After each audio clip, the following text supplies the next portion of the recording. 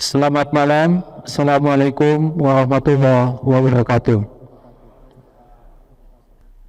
Bapak dan Ibu kami hormati, persoalan iklim ini merupakan persoalan yang sampai saat ini menjadi topik utama termasuk di dalam COP ke-28 di Dubai. Oleh karena itu, dalam upaya untuk menggeser aktivitas ekonomi ke arah yang lebih ramah lingkungan dan merupakan tren global, jadi secara umum maka Kementerian Perindustrian mencetuskan konsep industri hijau. Tujuan dari diluncurkannya konsep industri hijau ini antara lain adalah untuk mewujudkan pemanfaatan sumber daya yang lebih efisien, menurunkan tingkat emisi, mengelola limbah, serta hasil samping yang aman dan bernilai. Mengapa industri hijau ini sangat penting? Paling tidak ada 6 alasan yang dapat disampaikan. Pertama, saat ini kita menghadapi triple planetary crisis yang harus dihadapi oleh kita di masa depan, yaitu perubahan iklim, hilangnya keanekaragaman hayati, serta polusi dan limbah.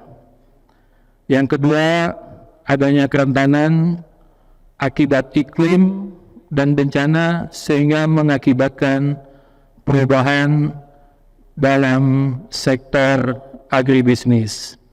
Yang ketiga, adanya kebutuhan pasar yang terus meningkat, terutama dari Eropa, produk hijau.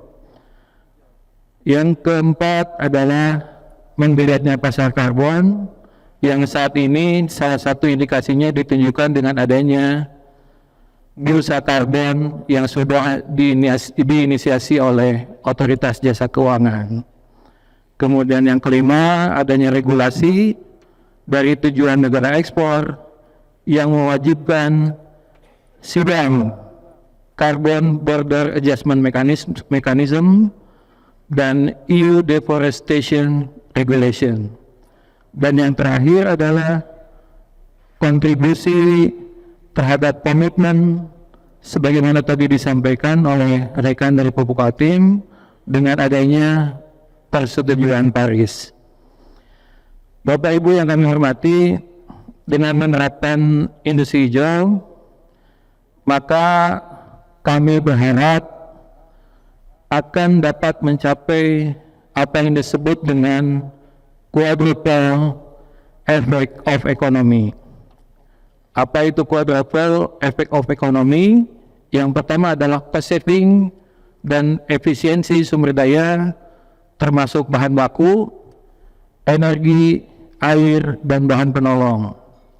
Yang kedua adalah perubahan akses pasar dan peningkatan penjualan produk hijau atau green product. Kemudian yang ketiga adalah peningkatan akses pendanaan perubahan iklim dan sustainable investment atau investasi yang berkelanjutan. Dan yang keempat, adanya keleluasaan dalam hal pajak karbon dan bahkan kita bisa mendapatkan revenue dari perdagangan karbon.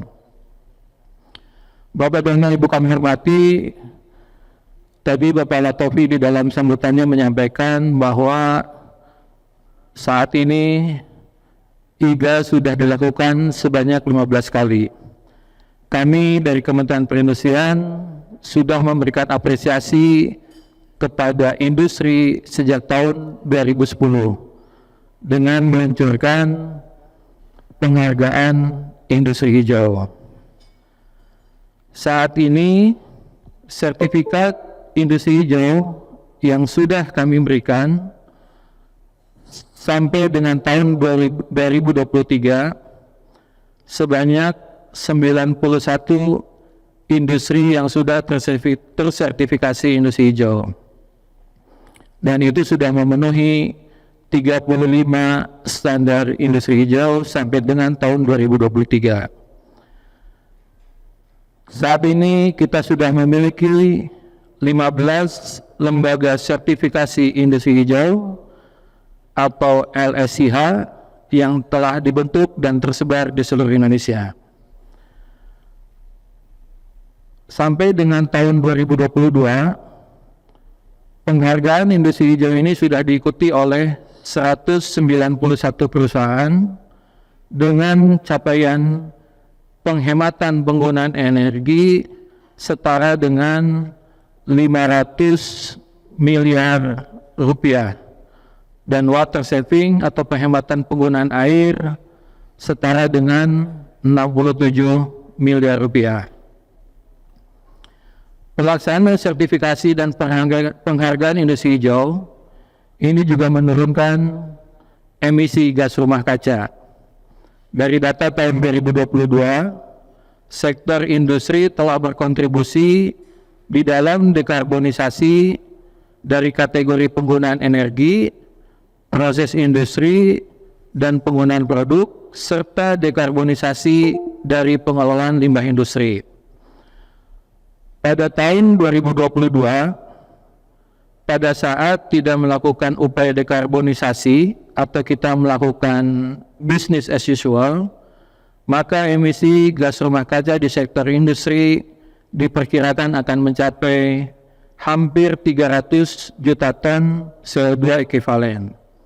Dengan adanya mitigasi dan upaya dekarbonisasi, maka sektor industri dapat menurunkan emisi sebesar 53 juta ton CO2 ekivalen.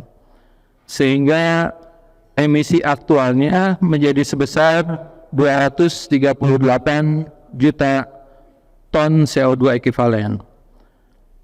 Bapak dan Ibu kami hormati, saat ini kami sedang melakukan penyempurnaan terhadap tata cara penilaian penghargaan industri hijau.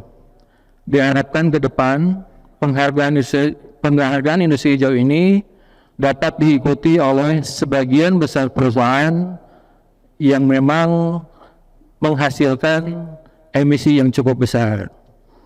Akhir kata, kami mengucapkan apresiasi dan terima kasih kepada para stakeholder yang sudah mendukung IGA 2024 ini, dan apresiasi yang setinggi-tingginya kepada Bapak Latofi selaku Chairman Latofi School of Social Responsibility beserta tim yang telah melaksanakan IGA 2024 pada hari yang berbahagia ini.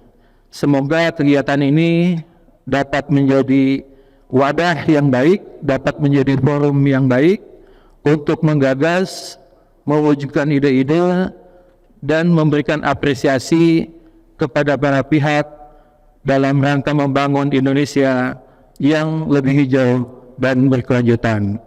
Demikian keynote dari Bapak Menteri Perindustrian. Sekali lagi apresiasi kepada Latofi, dan semoga kegiatan ini akan terus berlanjut di masa yang akan datang. Selamat malam. Billahi taufiq wal hidayah. Wassalamualaikum warahmatullahi wabarakatuh. Waalaikumsalam Pak Andi. Mohon berkenan untuk tetap di tempat. Kami menggunakan Bapak Latofi untuk menyerahkan ucapan terima kasih kepada Kementerian Perindustrian yang telah mendukung IGA selama 15 tahun. Kami persilakan Pak. Sebagai apresiasi kepada Kementerian Perindustrian, kita berikan tepuk tangan yang meriah. Sekali lagi kami aturkan terima kasih.